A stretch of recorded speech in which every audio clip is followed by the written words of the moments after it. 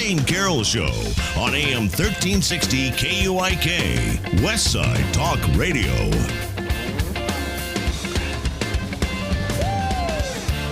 Welcome back, Westside. This is John Kuzmanich filling in for Jane Carroll on the Jane Carroll Show. We are on the line with Brad Marston and John LaRosa. Guys, you still with us? Yep. Hey, well, so we were talking before the break about the influence of social media and all the different forms. I think you were mentioning something about word of mouth on steroids and how it's there's pluses and minuses. I got to say, the fact that for my campaign, the fact that I was interactive with people, yeah, you put yourself out there and you can't do the normal kind of talking points and political blocking where you don't answer anything and you don't try to lose any votes. But at the same time, I ingratiated myself to a lot of people via Facebook and by being there and actually answering the hard questions. And you're gonna peeve some people and you're gonna lose some people, but you're also gonna get some people going, hey, this is something different. And I think that might be a model going forward to kind of break the trend we've all become accustomed to. Well, what are your thoughts? Well, I think one of the things that John and I talk about with our candidates is modern political campaigns are not about contacting thousands of voters. It's about creating a personal relationship with one voter and then repeating that process thousands and thousands of times. Yeah. And it sounds like that's something that you did in your campaign, John. And that's and then they let me come on the radio from that. That's what I got for it. Well, and one of the observations I have is for people out there in the listening audience who don't even know what Twitter is and are barely getting up to speed on Facebook, one of the things that you're going to see from a campaign standpoint is you're going to see what we affectionately refer to as trolls, people who deliberately go into the stream, like John was saying, and try to mess up the message and disrupt the flow. So you have to have it really is. It tends to be sort of virtual warfare where you're having this back and forth, and you have to manage your message. It kind of keeps you on your toes. It keeps your message honed. Don't you think, John? I do, and sometimes I actually ran Sean Bilet's social media against Barney Frank. Oh, wow. As well, and half the time I spent more time taking off overly zealous supporters' comments off Facebook than I did with everything else. Sometimes they get a little out of control. But what is special and different about politicians that do it right is that they engage with the audience and they don't just broadcast. And this is social media 101, not just political social media 101. Well, it's basically politics 101. Politics 101, and I think it makes you a better candidate when you actually listen to all different views.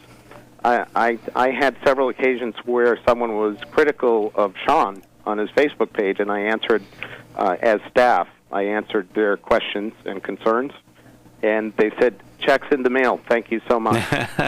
You're the first person that ever answered me. Yeah, that goes a long ways, doesn't it? I ran into that myself. Hey, Jeff and John and Brad, to reference to Jeff's question about the trolls, I got to say, and sometimes I found that having one out there, I didn't always have to address it. I didn't always delete them off of Facebook or what have you because, my supporters would kind of pile on, and it gave kind of a point to galvanize around, and they go after the guy or whoever it may be. And I found that.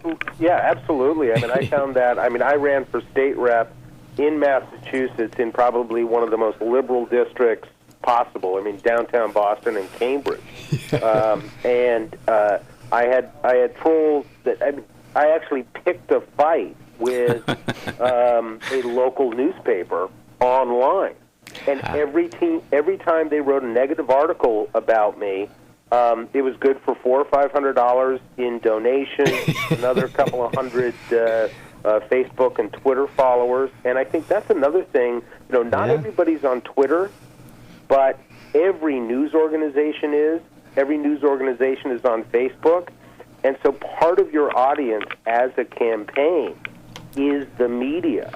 So this new media, social media, is an avenue to sort of mainstream online media, and so your message gets picked up and broadcast. I put out a web video that would, I couldn't afford to put on TV, But if I've got 4 local papers all blogging about it, okay, well, 1,000 people saw that. Yep. Right. And in Twitter, you're limited to 140 characters. So basically, what you're talking about is putting out a 140 character press release about 20 times a day. Yeah. And you're saying that we all know that to a large level, the medias can be. I'm not going to say this nicely. Lazy. You can kind of. What you're saying is you can kind of feed them the story and put out the narrative, and at a very marginal or no cost. I mean, right. That's also where links to good videos. I know Brad and his campaign did like a weekly talking point video where he discussed issues of the day, and it was actually pretty well done at low expense. So you didn't have to tweet 140 full characters. You tweeted the link and asked your supporters to retweet it, and they shared it among their networks, and so on and so on. That drove.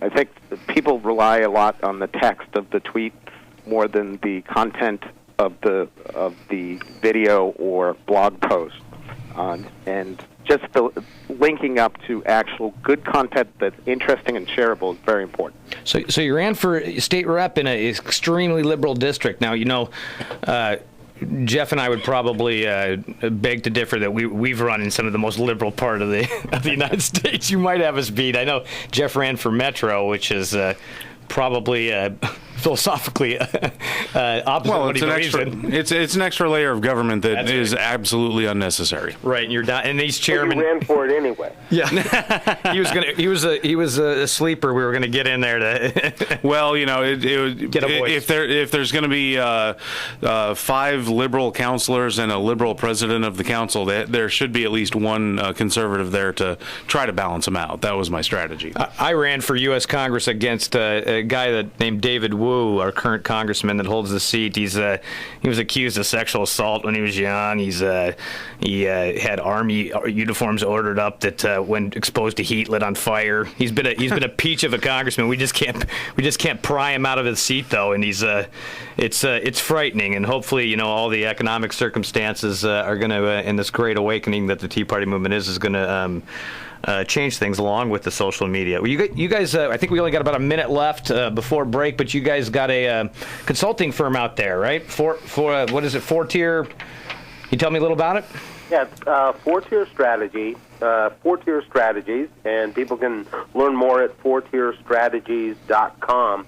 And it's basically based on the 4 essential elements of every campaign: message, momentum, money, and muscle.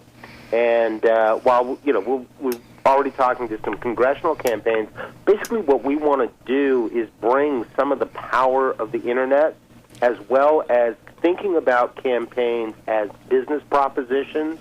Let's research, plan, strategize, then execute, and make it available to local, smaller campaigns. To unleash the power of the internet. We have a thing called cloud campaigning, where basically it's a virtual campaign office. So people are spending money on voter contact, voter ID, get out the vote, instead of campaign infrastructure like campaign office rent and phone rent and that kind of stuff. Yeah, it sounds like good stuff. So you're putting your experience to work, bettering so we're better next time around. We really appreciate all the work you guys are doing out there. So please, folks, look these guys up. It's 4-tier solutions. Is that correct? 4-tier, TIER strategies. Strategies, excuse me. And we're on Twitter at #4-tier strategies. Well, we really appreciate you coming on. Hopefully, we'll see you at CPAC. We definitely will. Thanks again, guys. Thanks, John, Jeff. You're listening to The Jane Carroll Show. I'm John Kuzminich. We're going to take a commercial break, and we will be right back with the Oregon Tea Party